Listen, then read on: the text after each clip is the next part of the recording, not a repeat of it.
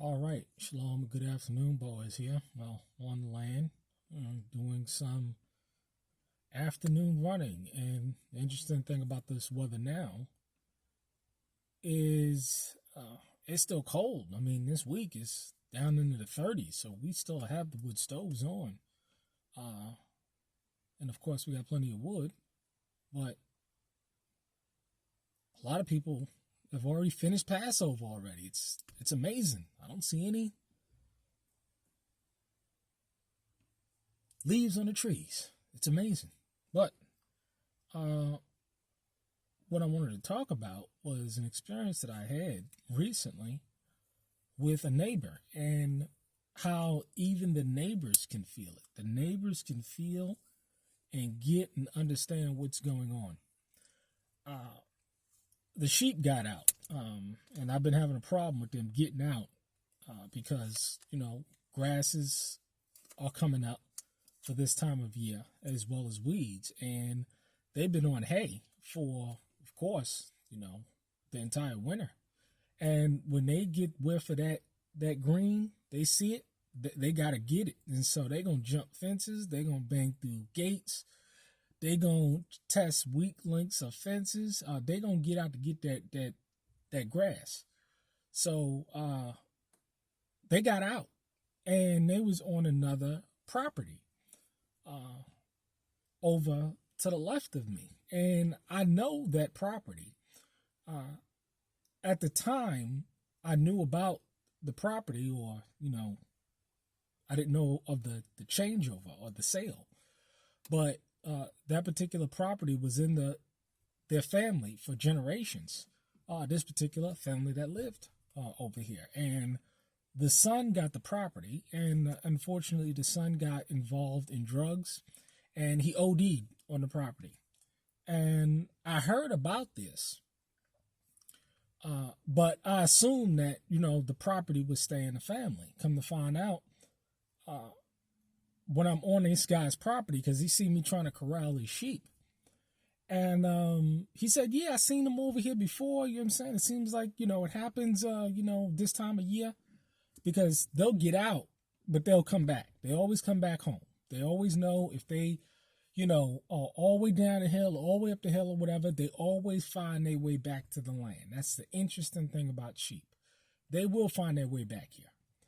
And it's impossible for me to get them without a sheepdog, without a, Anatolian or something like that. It's impossible for me to get them unless I can control the flock, and corralling them back on the land by steering them in a certain direction.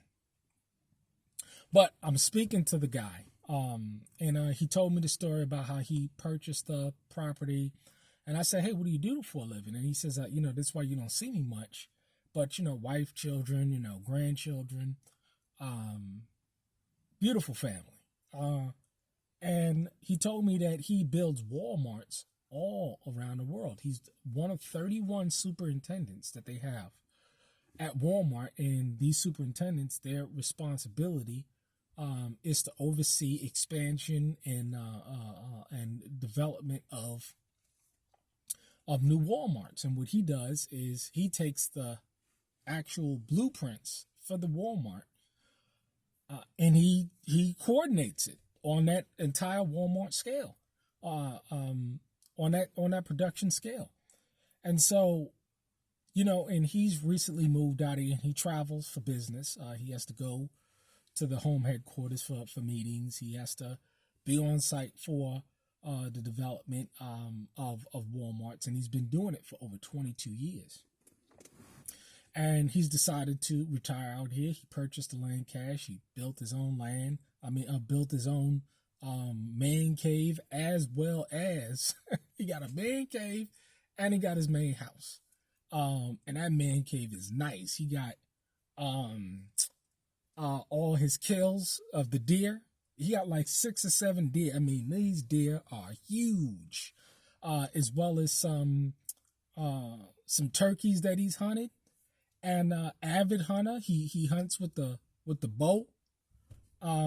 So it was interesting, just seeing what this man can do.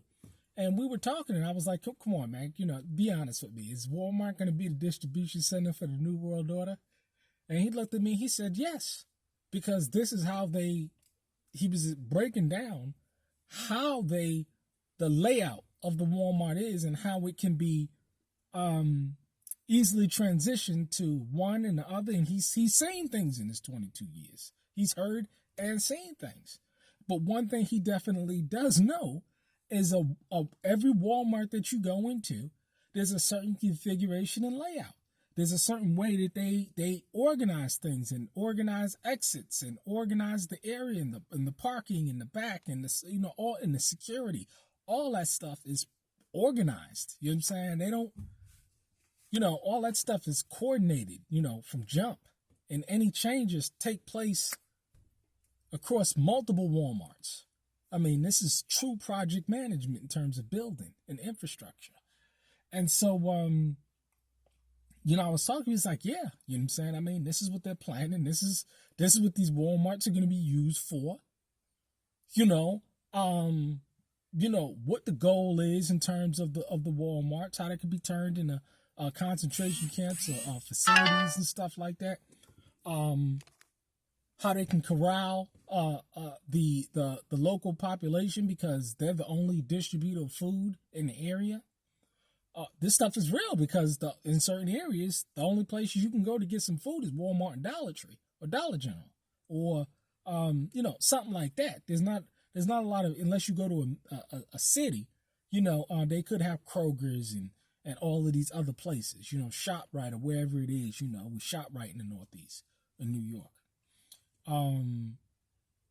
But, it was interesting to sit down and speak to this man. He was telling me a whole lot of other things, about, what he did in terms of security or whatever. If anybody ever come down this road, I got him. Because he wasn't from around here. And the previous people that, the previous man that passed away on his land, there was people looking for him. So, people that are in the drugs and shooting up and stuff, they roll in a certain crowd. So these people were coming up on the land, was like, what's up? Where he at? You know what I'm saying? He was like, yo, I don't know who this person is. I purchased the land. This is my land. Now get out. And then somebody else came. So, him not being from the area, but, he has the money. You know what I'm saying? I mean, boom, he put up security. So he's like, did anybody ever come down this road? This road? You know what I'm saying? We know who it is and stuff. He got that stuff set up. You know what I'm saying? And, Hunter, understand exactly what's going on. You know what I'm saying? With the currency, with what's going on geopolitically. Very informed man. And, and he purchased this land about a year ago. I didn't know it because I just thought that the land was, always in that previous family. They just wasn't doing anything with it. And every time I passed it, it's a beautiful piece of property. It's pretty much like mine, just surrounded with trees. You can't see in there unless you go in there.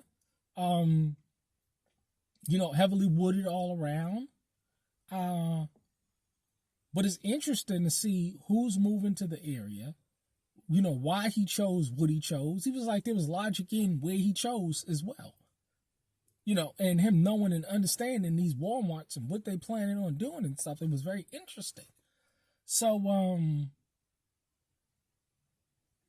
know who's around you and get to know, your neighbors. I ain't talking about, being buddy, chum. You know what I'm saying? The key is to just know who these people are and to have a good rapport. You know what I'm saying? I mean, at the end of the day, if you plan on being on your land, if you purchase your land and you developing a land and you plan on being there, you know what I'm saying? Then you want to get to know, you know what I'm saying? I mean, and in addition just to that, even if you're going to be there for 5 years or 10 years, or you may not, put down a lifetime's, it may be a transition. The key is that you still want to know who's in your general area. And it's very interesting to see, the socioeconomics, the demographics of who moves over here in the medium household, the the type of structures. You know, it's very interesting to see who owns land over here, what they're doing, how they're living. It's very interesting. You know, it's a rural suburban. It's a well-to-do off neighborhood in a rural area. You know, but it's just interesting just to talk to this man, and he said, hey, I got tools, and he don't know my tool game, but he was like, hey man, if you need any tools, let me know. You know what I'm saying? I got all the tools that you need. You know what I'm saying? So it's interesting, and we talked about contracting and stuff. He does contracting on a Walmart scale. That's the level of contracting he does. You know what I'm saying? And then commercial buildings, and he's working in something in Clarksville, Tennessee right now. And they say they got Google going in over there in Clarksville, Tennessee, and he's building another major facility out there right now. So it's interesting to see what's going on locally, regionally, how people are informed, what their backgrounds are. Very interesting, but get to know your neighbors.